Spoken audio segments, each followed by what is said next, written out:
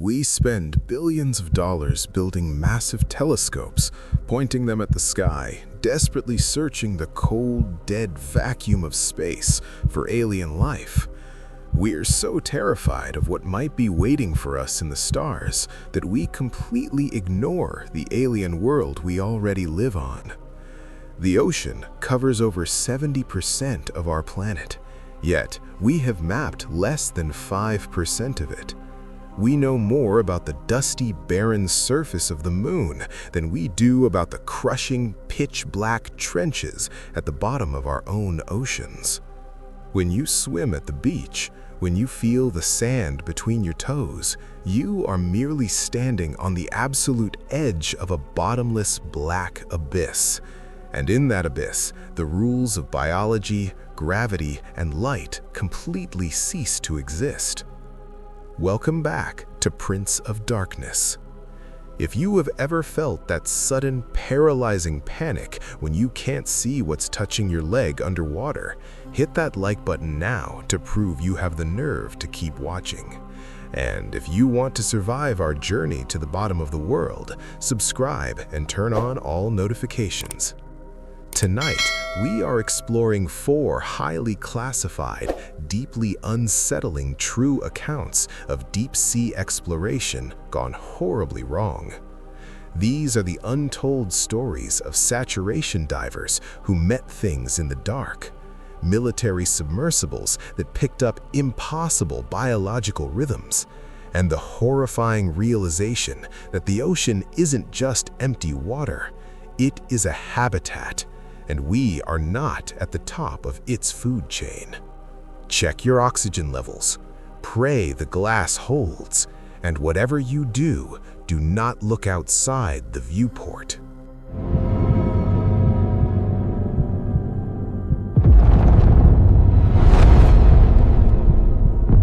Commercial saturation diving is often considered the most dangerous and psychologically brutal job on Earth. To repair oil pipelines at depths of over 1,000 feet, divers must live inside a tiny pressurized metal tube called a diving bell for weeks at a time. They are completely disconnected from the surface world. If something goes wrong, they cannot simply swim to the top. The sudden change in pressure would cause their blood to literally boil. They are effectively trapped in a tin can, surrounded by absolute freezing darkness. I was a life support supervisor working on a rig in the North Sea. My job was to monitor the vital signs, the audio feeds, and the oxygen mixture of 2 saturation divers, Mark and Davies. They were working at a depth of 1,200 feet. Down there, the darkness is absolute. It is a physical weight. The only illumination comes from the heavy halogen lights attached to their helmets. It was day 12 of the dive. Mark was outside the bell welding a fractured pipe. Davies was inside the bell managing the umbilical, the thick, heavy yellow cord that supplies Mark with his breathing gas, heat, and communications. At 2:15 a.m., the routine audio feed in my headset picked up a sudden sharp gasp from Mark. "Davies," Mark said, his voice heavily distorted by the helium mixture they breathe. "I don't have enough line to reach the weld." I checked the monitor cameras inside the bell. Davies was sitting perfectly still. He wasn't touching the umbilical cord. "Mark, this is topside," I radioed down. "Davies isn't pulling your line. You have 50 feet of slack laying on the sea floor." There was a long, agonizing pause of static. "Topside," Mark whispered, his breathing suddenly becoming fast and shallow. "If Davies isn't pulling my cord, then what is?" I immediately looked at the tension gauge on my console. The umbilical cord wasn't just being pulled, it was being dragged. The tension meter was spiking violently. Something with massive, impossible physical strength had grabbed the thick yellow cord in the pitch-black water and was pulling Mark away from the pipeline, dragging him toward the edge of a deep, unmapped trench. "Davis, lock the winch! Lock the winch now!" I screamed into the microphone. Inside the bell, Davies slammed the heavy mechanical brake down on the umbilical spool. The heavy metal gears groaned under an incredible strain. The entire diving bell, weighing several tons, physically jolted and tilted to the side. Whatever was pulling the cord in the dark was strong enough to move the entire bell. "Mark, cut the line, use your emergency bailout bottle, and swim back to the bell," I ordered. But Mark didn't answer. Instead, the audio feed from his helmet changed. The panicked, rapid breathing stopped entirely. It was replaced by a slow, rhythmic, completely calm breathing. Too calm. It sounded like a man who had just been heavily sedated. "Mark, respond. Do you copy?" When Mark finally spoke, his voice sent a wave of pure, freezing terror down my spine. He wasn't speaking to me, and he wasn't speaking to Davies. "It's so bright," Mark murmured, his voice completely devoid of fear. "You didn't tell me. It was so bright down here. I can see the city." "There is no light at 1,200 feet. It is an abyss." Then I heard the terrifying, unmistakable sound of heavy brass clicking. Click. Hiss. "Topside! He's unhooking his helmet!" Davy screamed from inside the bell. "He's disconnecting his umbilical!" "Mark, no! Do not break the seal!" I yelled, my heart hammering in my chest. "They want me to show me the rest of it," Mark whispered. Then a burst of loud static and absolute silence. The tension gauge instantly dropped to 0. The line went completely slack. We reeled the umbilical cord back into the bell. The heavy metal locking mechanism at the end of the hose hadn't been ripped off by force. It had been manually, intentionally unscrewed by human hands. We sent an ROV submarine down to the trench for 3 days. We found nothing. No body, no helmet, no suit. The official report stated that Mark suffered from high-pressure nervous syndrome, causing a severe hallucination and fatal equipment malfunction. But I heard the tension gauge. I saw the massive diving bell tilt. A hallucination doesn't pull a heavy umbilical cord with the force of a freight train.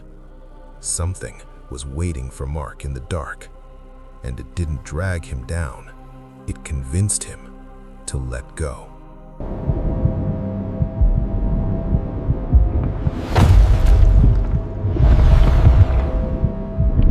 The Mariana Trench is the deepest scar on the face of our planet. It plunges over 36,000 feet into the Earth's crust. The water pressure at the bottom is over 8 tons per square inch. It is an environment so hostile, so utterly devoid of life as we understand it, that submarines built to explore it are essentially heavy titanium spheres with microscopic reinforced glass viewports. I was a sonar technician aboard a highly classified, privately funded deep-sea research vessel. We were testing a new experimental autonomous submersible designed to map the deepest unexplored pockets of the Challenger Deep. The submersible was uncrewed. It was essentially a multi-million-dollar drone equipped with hypersensitive hydrophones, microphones designed to listen to the microscopic movements of tectonic plates. We dropped the drone at noon. It took 6 hours for it to sink to the target depth of 33,000 feet. When it finally reached the bottom, it settled into the fine, ancient silt. We activated the hydrophones and routed the audio feed directly into the control room speakers on our ship, floating 6 miles above it. At first, it was just the eerie ambient hum of the ocean floor, the slow, creeping sound of water currents moving over jagged rock. But at hour 4 of the recording, the hydrophone picked up an anomaly. It was a sound that completely defied all known marine biology. It wasn't the high-pitched click of a whale or the grinding of shifting rocks. It was a rhythm. Thump, thump, thump. It sounded exactly like a heartbeat, But the frequency and the low-end bass of the audio wave meant that whatever was producing the sound had to be impossibly massive, a biological structure the size of a nuclear submarine. The entire control room went dead silent. The lead scientist leaned over the audio console, completely pale. Is that biological?" he asked, his voice shaking. "Yes, sir," I replied, looking at the visual waveforms on my screen. "And the sonar shows it's moving. It's circling the drone." The heavy, rhythmic thumping grew louder, closer. Whatever it was massive, and it was deeply curious about the titanium sphere sitting in its territory. We watched the camera feed. The drone's small external lights illuminated only 10 feet of the swirling silt in front of it. Beyond that was a solid wall of impenetrable, crushing blackness. Suddenly, the massive heartbeat sound stopped. The silence that followed was suffocating. We stared at the monitor, waiting. Then, we heard it. Coming through the hydrophones, crisp and clear, was a sound that made my blood run entirely cold. Tap, tap, tap. It was the sharp, metallic sound of something physically knocking on the outside of the drone's titanium hull. But it wasn't a random collision with a rock. It was a deliberate 3-beat sequence. Tap, tap, tap. It was a knock, like someone asking to come in. Before anyone could react, the heavy, reinforced external light fixtures on the drone suddenly shattered simultaneously, plunging the camera feed into absolute blackness. The drone's telemetry sensors went completely insane. The depth gauge began dropping rapidly. The drone wasn't sinking, it was being pulled downward into a fissure that our topographical maps said didn't exist. "Engage emergency ballast release. Bring it up, now!" the captain roared. I smashed the emergency override sequence. The drone was programmed to drop its heavy iron weights and shoot to the surface. The telemetry showed the weights detached, but the depth gauge didn't stop. 34,000 feet, 35,000.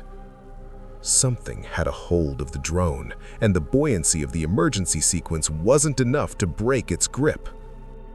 Over the hydrophone audio, through the rushing sound of the crushing water, we heard a sound that I have spent the last 10 years trying to forget. It was a low, vibrating, utterly inhuman sound that slowly shaped itself into an acoustic mimicry. It was trying to replicate the sound of human speech it had heard through our radio transmissions. It was a deep, gargling voice speaking through tons of freezing water. "Let us in." The audio feed violently cut to static. The telemetry flatlined. The drone was crushed. We packed up the control room and ordered the ship to return to port immediately. The project was dissolved, and all audio files were confiscated by our private investors. They tell us the bottom of the ocean is a dead, empty place, but they are lying. There is an intelligence down there, and it has been waiting in the dark for a very, very long time.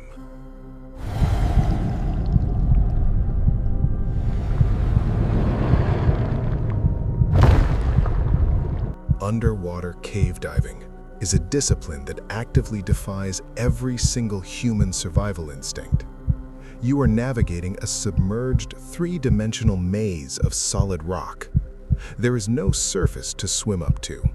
If you get lost, or if your flashlight dies, your fate is sealed. But the most terrifying hazard in cave diving isn't the dark. It is a physical phenomenon known simply as the squeeze. This happens when a diver attempts to push through a narrow restriction in the rock and becomes physically wedged, unable to move forward or backward. trapped in the dark, watching the pressure gauge on their air tank slowly, inevitably drop to zero. Our third account comes from a recovery diver named Elena, operating in a massive, unmapped cenote system in Central America. I was hired to recover the body of an amateur diver who had vanished in a submerged cave system known as the Devil's Throat. The local police had found his safety line completely severed at a depth of 180 feet. I dove with my partner Lucas. The water was crystal clear, but aggressively cold. As we descended into the main cavern, the sunlight from the surface slowly disappeared, replaced by the piercing white beams of our halogen headlamps. We found the severed end of the missing diver's nylon guideline tied to a stalagmite.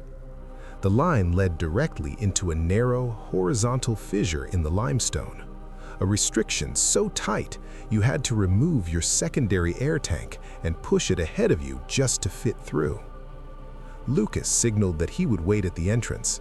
I unclipped my backup tank, pushed it into the dark crack, and began to slowly wiggle my way inside. The rock was jagged. It scraped loudly against my neoprene suit. The ceiling of the cave was pressing down directly on the back of my helmet. It took me 10 minutes of agonizing, inch-by-inch crawling to move just 20 feet into the tunnel. And then, my helmet hit something soft. I shined my flashlight forward. It wasn't the missing diver. Blocking the tunnel ahead of me was a massive, pale, fleshy mass.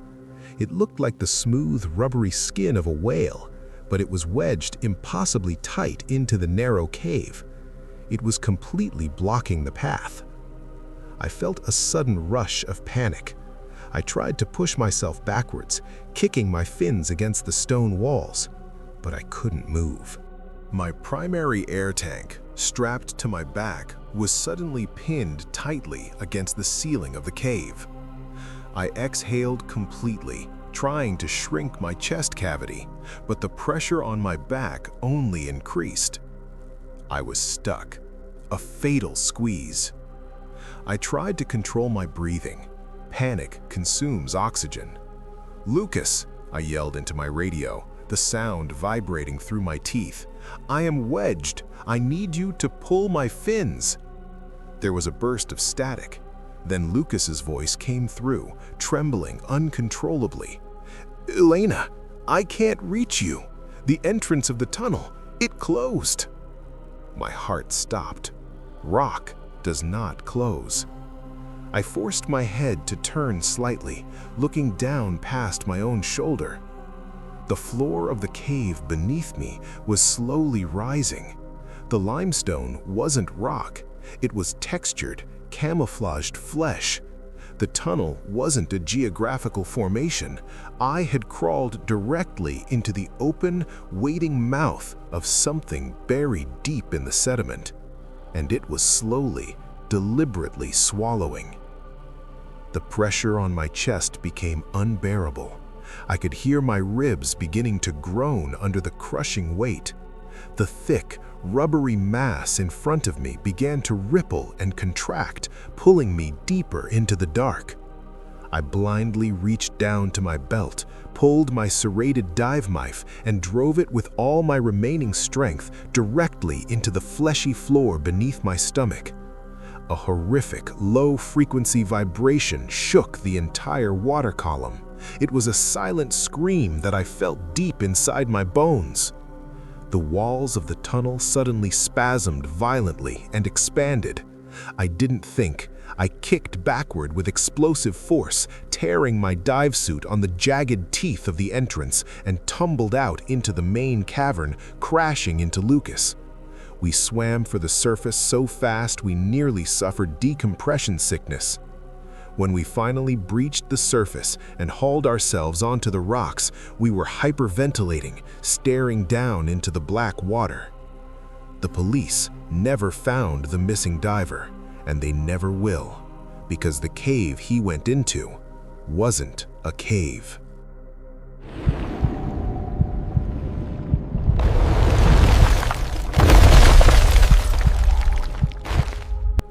freezing waters beneath the Antarctic ice shelf represent the most isolated environment on Earth. It is a world permanently sealed beneath a solid ancient ice that is miles thick. There are no waves. There is no sunlight. It is a frozen, suspended abyss. Our final account comes from a classified geological expedition in 2018. A team of scientists was operating a deep-water submersible searching for hydrothermal vents beneath the massive Ross ice shelf. We were operating at a depth of 4,000 feet.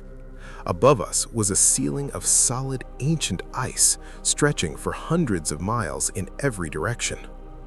The sub was silent, running on battery power to conserve energy. The only sound was the low hum of the life support scrubbers. We were navigating through a forest of massive inverted ice pillars that hung down from the ceiling like frozen skyscrapers.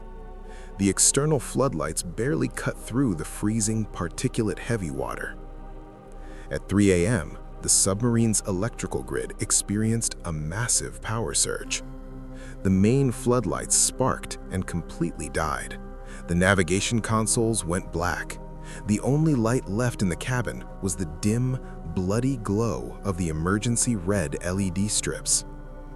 "Engineering, report," the captain snapped, staring out of the main acrylic viewport into the pitch-black water. "We lost the primary fuel cell," the engineer replied, his voice tense. "We are dead in the water. Booting auxiliary power. It's going to take 3 minutes."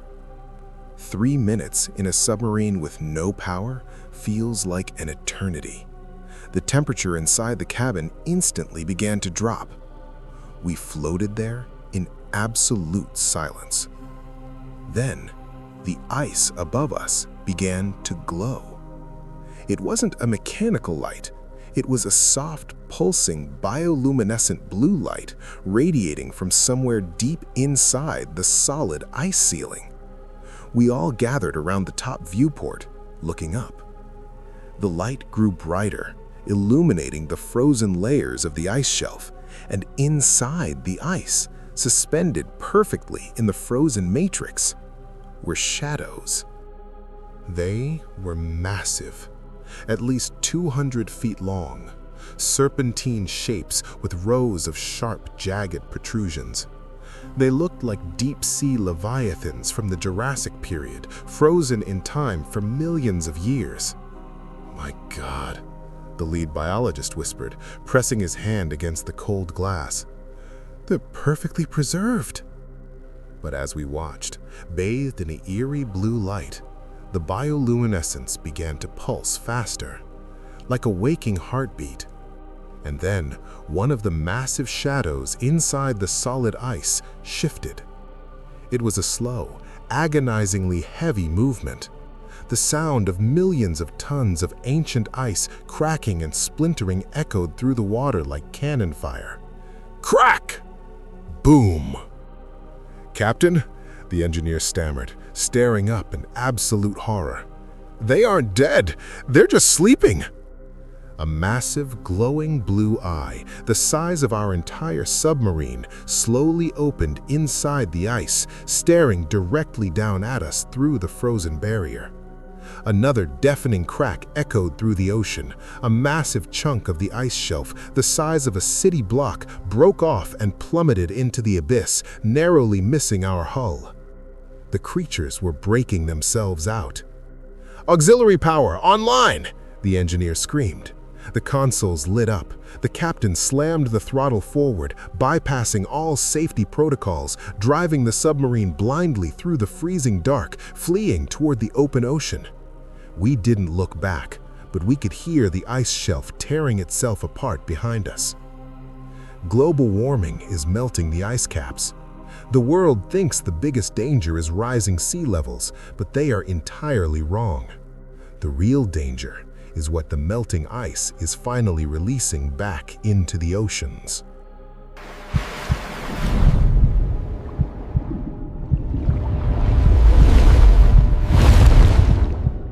We stand on the shores of the ocean, listening to the gentle crash of the waves, and we feel a false sense of peace. We treat the sea like a playground, but the ocean is not a playground. It is a hostile, alien wilderness. It is an abyss that covers our world, hiding ancient predators and evolutionary nightmares perfectly adapted to the crushing dark.